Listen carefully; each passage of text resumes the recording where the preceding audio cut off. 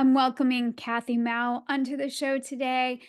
And I think you guys are going to love Kathy. She's got a really vibrant energy. She's so much fun. And she's a life coach that uses numerology. And so that's really fun to talk to her about that. But I had her on the show to talk about her personal journey with chronic illness and infertility, and really about victim consciousness and how we can pivot out of that, from that darkness that we can find ourselves in, into a much more positive place. So, as a life coach, life and health coach, she helps women with all different types of adversity. So, she's got a lot of experience and a lot of wonderful things to share. And I hope you enjoy listening to this episode as much as I enjoyed talking to Kathy. Kathy, welcome to the show. I'm so excited to talk to you today. Yay, I'm so excited to be here. Hi. Yeah, so I know we're going to talk about bliss soft life, and I want to talk about authenticity because I know that's really important to you and a big part of the work that you do. But before we get into that, we have to talk about numerology also. Before we Yeah. get into all that, I know you have your own story around chronic illness and infertility, and I didn't know if you want to share a little bit of that, how you got into being a health coach, that Yeah. sort of stuff. Mhm. Thank you for asking me to share. I actually love sharing my story about infertility and having endometriosis because these two topics, women's health and infertility, is a taboo topic, I believe, growing up, especially in an Asian family. We don't talk about these things. Mhm. And so I love being open and honest about my own journey because I found healing in hearing other people's journey with their healing journey or their journey to motherhood as well. So my infertility, I struggled with infertility in 2019 when I started trying to conceive with my husband. I got married in my 30s, so I wanted to try it right away because unfortunately women do have time, a time clock in per se with our ovaries, right, and the eggs and how much it releases. Not trying to be all scientific and whatnot, but so I just wanted to try right away. And the US system does not do a good job of teaching women's health. To be honest, I was very naive, thinking like that's what I was taught. If you try once, you're gonna get pregnant, or you just try, if you do it, you're just gonna get pregnant. That's what I really thought. And my both my sisters, they tried once and got pregnant, and nope, I suffered with infertility for at least 2 years. And during that time with infertility, it's just so hard because you don't know what you're gonna be dealing with, to be honest. And so I finally got off the birth control pill, in my 30s because I was trying to conceive, and I was on my birth control pill for at least a decade, 20 to my 30s. So I was so disconnected from my body. So once I got off birth control, my cycles were out of whack. I just started getting, you know, crazy period pain again. I haven't had it since my teenage years when I started my period. And so my infertility journey brought me into figuring out that I had endometriosis, and endometriosis was causing my infertility. I had endometriomas. They're like ovarian cysts made from endometriosis. So that's how I was diagnosed with endometriosis. And I was lucky where I didn't have to go through a laparoscopy to actually get diagnosed because that's pretty much the only way you would be able to get diagnosed with endometriosis. Okay. Well, first of all, your daughter is so cute. Thank So you. I'm just, Thank you. she's absolutely adorable. So we know there's a happy Yes. ending to this story. Maybe not ending, but yeah. So, but I think it's when we go through our own Yeah. hardships and our own. So were you already a health coach when that was going on, or did that sort of lead you into the work Yeah. that you do? Yeah. So my infertility actually led me wanting to become a life coach. I've always wanted to help other people, and I loved always listening to other people's, issues or helping them in that way. Because with my friends and family, I was always the go-to person for those kind of things. And then COVID hit, and I was like, I guess life coaching became a huge thing, like health and life coaching. And at that time, I was listening to Jay Shetty, and I was like, oh, he's a life coach. Like you can make a living to being a coach like this. And I just looked into it. I didn't think anything of it. But what I really like what pushed me into life coaching was through my infertility days. I was depressed and had full of anxiety, and I just felt alone. So when you're depressed, you literally feel like you're the only one going through this. So you're like stuck in this dark period in your mind, and you just become like this, have this victim mindset of like everybody hates me, everything hates me, like, I was like, life is so unfair. I just would say these negative things all day long, and I was just in this negative state all day long, which is totally not me. Um but feeling so alone after, when I overcame all of this, I was like, oh my gosh, I don't want anybody else feeling like this. Like, I wish that I had been more educated. I wish that, I wasn't growing up feeling like these topics are taboo, which is very common. 1 in 10 women have endometriosis, to be honest. It's a lot of people. That's a lot of people if you think about it. And it's very hard to get diagnosed. So I was like, man, and the healthcare system also does not do a good job of detecting and helping women with their, and endometriosis is cast like a period pain problem, which is definitely not, another taboo topic. And I just want to help change the narrative and help educate. So my daughter, if she has endometriosis, because it could be genetics and she's more likely to have it now since I have it. My mom had it, my grandma had it, so it runs down my mom's you know, genetics. And so if she had that problem, I don't want her going and struggling with that, like with the healthcare system. I would want it to be more developed maybe in 10, 20 years from now. Right, for sure. And what is it that you want people to know? Like, what did you do, either mindset wise, physically, emotionally, spiritually, that really helped you pivot out of the darkness that you were in? Ooh, that's a good question. So you hit all 4 points. And so I know it sounds overwhelming, but literally holistic health is all four: spiritual, emotional, physical, and mental. But what first got me into holistic healing was the physical, right? Because our society focuses on the physical a lot. And so obviously I was prone to do the physical route. So I started changing my diet. I went on a bean protocol. I got acupuncture, right, to help with the flow of my blood flow. And then I got help.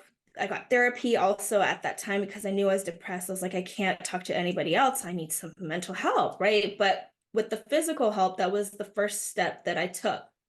And once I started feeling better in my physical body, I gained more confidence. And that, when I gained more confidence, I felt better mentally. I was like, whoa, like I can do this. Like I can overcome this. Like I'm not alone, or I can show people like you don't have to be alone. And that's what like gave me the push to keep going. And then once my mental state felt better, my emotional state felt better. I was like, oh my God, I'm getting happier. Like I'm feeling more normal, like naturally, because it's all combined. Your whole entire body is all connected in some way. So if one thing's off, it's going to affect the other. And then last but not least, what literally gave me hope was tapping into my spiritual side, which I never knew. I was not a spiritual person, mind you, growing up as a kid. I mean, I guess I consider myself Buddhist in a way where, the Chinese ancestry has a lot of Buddhist rituals, etc., in our heritage. But I just knew or believed that there was something greater, higher. I just knew it. But I didn't really tap into my spiritual side until my infertility days. I was in a depressed state and I really wanted answers. So I booked an Akashic reading. I don't know if Yeah. you know what an Akashic reading is. Yeah, Yes. I've done that. Yes, of course. It's one of the things that when you're in that dark place and you're searching and you want answers and Yes. you'll go anywhere, right? Yeah. Exactly. So you get so desperate. I was so desperate for any Yeah. answers. I was like, am I going the right route? Like, God, universe, tell me what. And so it led me to do an Akashic reading. Mind you, I'm a skeptical. Okay, I was skeptical, but I booked this person.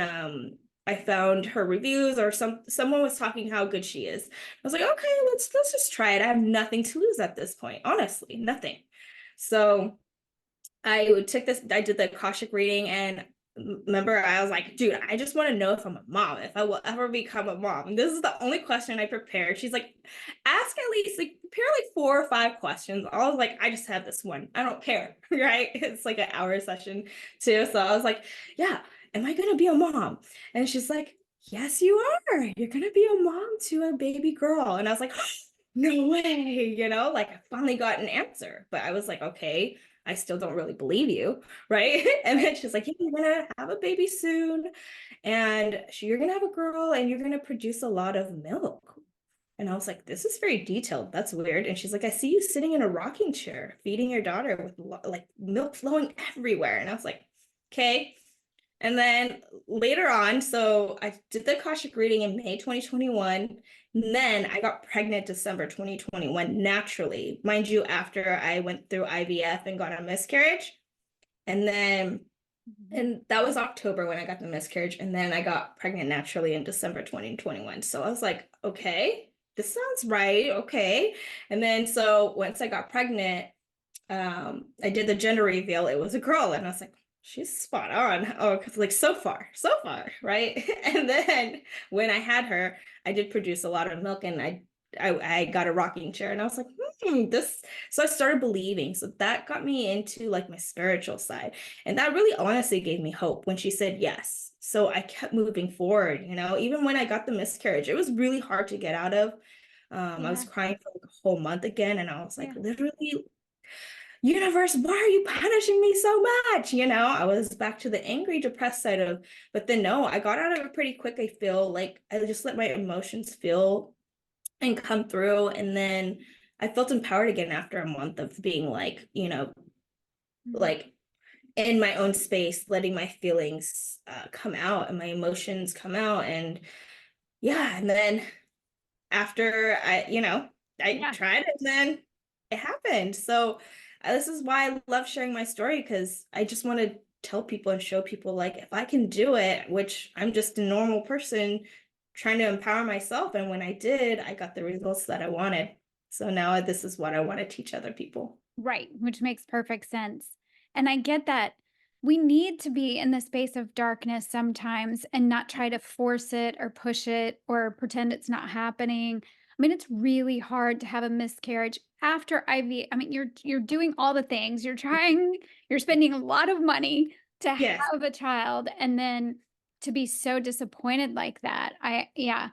But also, I just noticed like so many people that I interview, we get to a point where we're just so open to really anything, like Mhm. anything that could possibly be healing or helpful or hopeful. We're like, all right, fine. And I think that makes a big difference for people because it opens us to new areas of ourselves. And then I mean, were you always into numerology too? Or is this where, No. right? No, this is where that started coming out too. Yeah. Uh huh. Yeah. Okay. So it started coming actually way before like my infertility days. So um I just started seeing these angel numbers on my cell phone, and I just kept seeing it for months and months and thought nothing of it because I didn't grow up knowing these things. I didn't know that angel So numbers exist. what are the angel numbers like 444, I like saw 11, 11, 11, 12, 11? 12, 111, like 222 every single day. Like I was like, okay, maybe I'm looking at my phone too much, but I was like, why am I seeing so much of these synchronistic numbers? And one day I was just like, okay, I'm gonna Google it. I just kept having an urge to just Google it. I was like Googling what is 1111 mean or something. Or I was like, why do these numbers keep popping up? And they're like, this is angel numbers. And I was like, oh my gosh. So that opened a new realm for me of like getting into numerology. And I didn't know it led me into loving numbers so much. And then leading me into human design, which is part of numerology, which I Love didn't know human was a design. thing. And I was like, Yeah. whoa. And then Yeah. my friend gifted me a numerology guidance card reading deck for my birthday last year. And she's like, yeah, you're really into numbers. I think that's your thing. And then I was like, what? I'm not into cards. Like, I don't do tarot card readings, etc. And I was like, okay. But then when I started doing it, I was like, oh my gosh. Like I started um like incorporating with my coaching. So I started like coaching people, and then started pulling cards after my coaching sessions, and people started loving it. And I was like, whoa, did I just make something happen? Like, just when I followed my gut and my happiness and listening to the universe and helping them lead me and guide me, I was like, oh my gosh, this is so surprising. Like, I never know or knew or known that I would even, be into numbers. But I get that's a passion of mine now. I love the following. I did a podcast chat, a solo episode where I was talking about, is the universe friendly? Like that big question that Einstein said is the most important question we can ask ourselves. Because the answer to that really helps you. I mean, you can see how your life unfolds based on your answer to that. And it sounds like you have found the universe to actually be very friendly and to keep moving you in a direction that's positive, even in the Yes. dark stuff. Like, Yes. it's not that the darkness doesn't happen and that we don't have sadness, but you've found your way, and then it Yeah. just keeps unfolding. That's what's exciting to me, is that it just keeps unfolding. But if we stay in that victim consciousness, like, you can't we you've got to get yourself out of that, however you can get yourself out of that. And I thought you might have some things to say about victim Yes. consciousness too. Yes, for sure. Like I mentioned earlier, I was stuck in victim consciousness during my infertility days, right? I was just crying every day, or every month I was just taking pregnancy tests, not doing anything, right? Just hoping that my life is going to change for some reason, and like a magical like two lines is going to happen, right? And knowing and my gut feeling that my body was off, like I just knew it, but I didn't do anything about it, right? I just kept crying and being like, God hates me, universe hates me, And I was like, okay, no, I can't keep doing this. And to get myself out of victim consciousness, though, you really have to start empowering yourself. That's what I did. Yeah, And having close family and friends to tell you the truth. And it literally was a wake up call. My twin sister literally told me, was like, Kathy, are you doing everything in your power really to become pregnant? And then I was like thinking, what are you talking about? Like I am, but really I wasn't, right? You just like feel like you're the victim. She was attacking me. But she was just asking me a plain question. And I took it so personal. And I looked inside myself and I was like, oh yeah, you're right. Am I like, no, I'm drinking, right? Masking my sadness. That's not doing anything. I'm not going to see doctors to get answers. Like, what am I doing? Honestly, I was kind of working out and doing half everything, halving. eating Yeah, healthy, yeah, like a lot of us do. We just half do things. halving. Yeah. We're like, yeah, we're going all in, we're doing something. No, like, I was working out, and but my stress level was high too at that time. I was in a very, very toxic work environment. I Mhm. just did not like it, and that was a huge indicator. Once I quit too, after that, I quit that place, I was so much happier and I felt like my stress, my whole body changed. And I was like, oh my gosh, just doing that. Right. Well, stress is a huge, people really tend to, we underestimate stress, I think, as humans.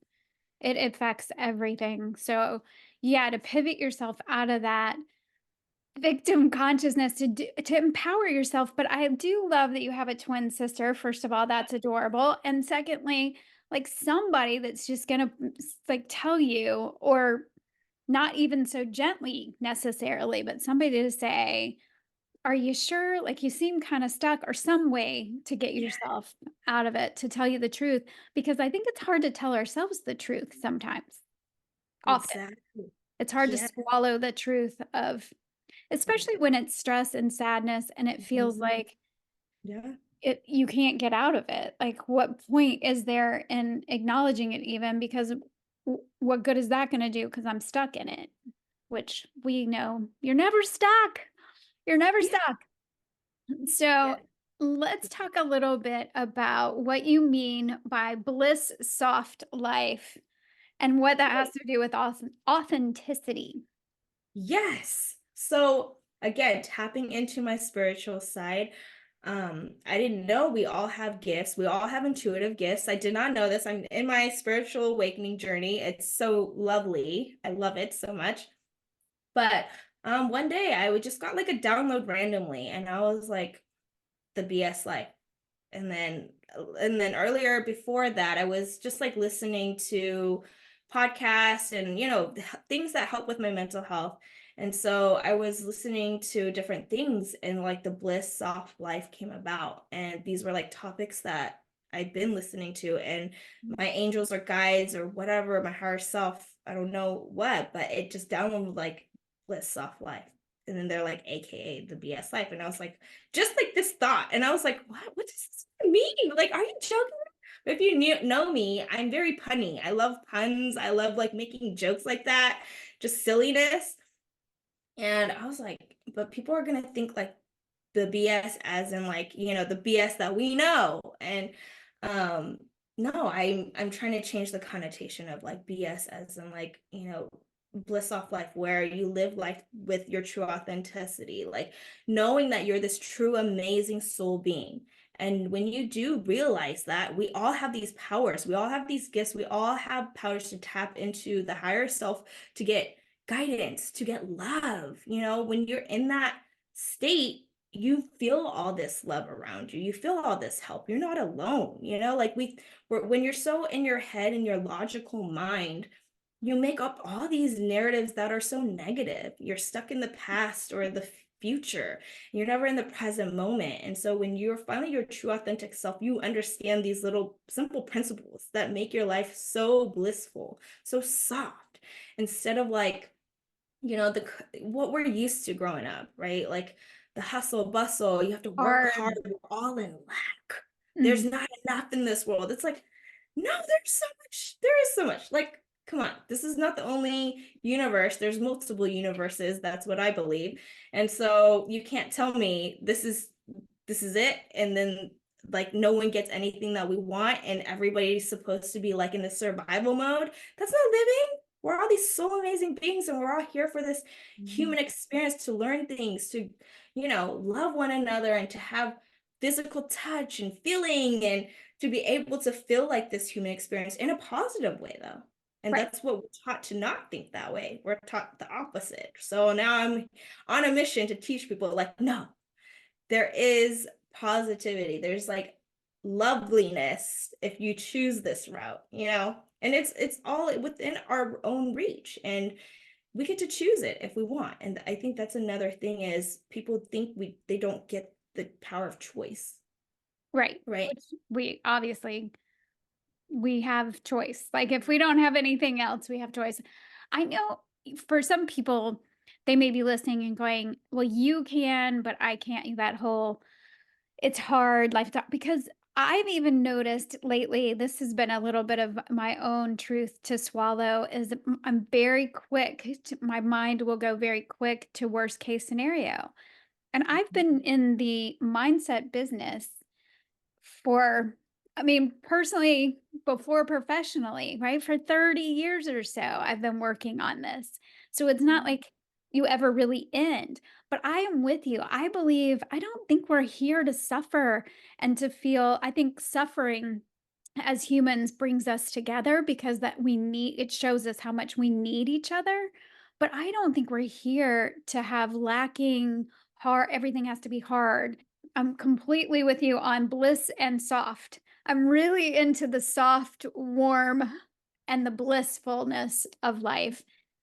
And I think there are people probably sitting at home going, I don't know how to do that. I don't know how would I even start? So starting, that's such a good question. It's this easy to love yourself. Start loving yourself. It's that simple. I know it sounds so cliche, but to be honest, this is what I've learned myself. And I was a skeptical too at first. I'm telling you, I'm the biggest skeptic, but now I keep learning, and I'm like, okay, I believe in it. So I practice self-love every day. And mind you, I grew up in a very Asian community, or Asian family, not community. I lived in a very Caucasian community, to be honest. And my family and I were like, my family was one of the only Asians in this little suburban town. Mhm. Um, but I didn't grow up loving people. Like, I was a people pleaser. I'm a twin, so I was always casted as like half a person. So I thought like my person, yeah, like my it's weird, I know. But I always thought of myself like as my twin. I don't know. We just were together we were one. But honestly, obviously I'm my own person and I grew up learning that. But we're together our whole lives until college. And then she went to law school and then I stayed home to take care of my dad. That was like the first time we really separated and became ourselves, which was so crazy. Like in our 20s, 22. It's a long time. Mhm. And so I started learning to love myself and accepting myself. And I think a lot of us are scared to be lonely. I think that's the one thing, right? So we're scared to really tap into ourselves, to understand ourselves. It's scary. We're taught to always listen to other people. What are other people thinking about you? What are other people, saying about you? Like you're just so consumed by outside noise that you never go inward. So when you go inwards, you're scared. I'm telling you exactly what I'm feeling and what I went through. I was like, oh my God, I have to listen to my own thoughts. I have to make my own decisions. I'm going to be lonely. Like, no, all these things. But it's what we're taught. We're conditioned, whatever you're taught. But you have to learn to overcome those things. And the easiest thing is to love yourself. Saying affirmations, kind words to yourself. Honestly, I didn't think this. I was like, how is that going to help you? No, it does. It rewires your brain and your subconscious mind to change the narrative from negative to positive. And when your thoughts create your reality, right? So if you're starting to think positively about yourself, your thoughts are going to be kinder to yourself. You're going to be feeling more powerful, confident. When you're more confident, you can make the right choices for yourself. You're going to stand up for yourself. You're going to start speaking up. This is why empowering yourself and loving yourself is honestly the easiest thing that anybody can do and start. And so saying affirmations, journaling, putting all your thoughts onto paper. Mhm. To be honest, one of the exercises that I love teaching people, I know it may sound weird, but I love like hugging people. I just love hugging people. So I learned to start hugging myself in the mirror and saying positive words. And it just took it to another level because when you hug yourself, you feel good because you know that you don't need others to hug you. And when you're saying positive, kind words in the mirror to yourself, hugging yourself, you just feel this warmness. And I know it may be weird at first, but when you do it more and more, your body will feel more calm. You'll still start loving yourself faster, and Mhm. those kind of words with the physical touch of hugging yourself will accelerate the love for yourself. Mhm. So this is what I teach people to do all the time, and this is what I do often. I don't do in the mirror anymore. I do it just whenever I feel like I need a hug, Yeah. and then I feel happier after. I was like, oh my God, I just want a hug. And then I was like, okay, you know. Yeah. So just doing Simple. simple things like that. It Mhm. really is. It's just that simple. Don't complicate things. That's where, your mind complicates everything. Yeah. But when the universe speaks to you or when you're truly your true self, it's always the easiest, kindest thing. Super easy. And you're like, okay, is that that difficult? That's a really good point. If it's simple and easy, you're probably on the right path. If it feels just too easy, that's keep going there. That's and I get that sometimes when we're programmed for negativity and that, life is hard and you have to work hard and everything's hard, it takes a little bit to reprogram and that might feel uncomfortable. But genuinely, if it's more about the ease, like you really will feel more ease the kinder and gentler you are to yourself. And you are 100% right. After all of these years, I have figured out that that is the secret. That is the key to living more authentically, and every single person I was really, for a long time really interested in what dying people have to say because I thought we could learn a lot from people who are on their deathbeds, and they never say that they should have worked more or what. They say that they would have not cared about what other people think, and they would spend more time doing the things they love with the people that they love. Like, follow your bliss. If it's bliss and soft, you're probably on the right path, right? Yes, exactly. This is why it's like living the BS life, I following your love that, by the way, because well, Thank I've got you. a potty mouth, so I'm like, "Oh, life," and actually but, like, reframing it. I Yes, love that reframe. It's cute. exactly. Thank you. Yeah, that's what we all have to do. Reframing, changing. And I know it's always hard and uncomfortable, but isn't it beautiful that when you do follow your authentic truth, everything is so much softer and easier? It's not supposed to be complicated. That we're taught is like the Yeah. more complicated it is, like the better. No, it's not. Yeah, That's right. a wild thought. That's wild. I know, it is wild. It's not how we're even wired. I mean, Yeah. we're wired for story, and that's the mind's job is to make up story, but it was for survival. It never I don't think it was ever meant to get us into the wacky, kind of overworked, stressed out, anxious lives that we all live. So what is it that nourishes your body, mind, soul these days? I know your family is really important. What else do you find is very nourishing for you?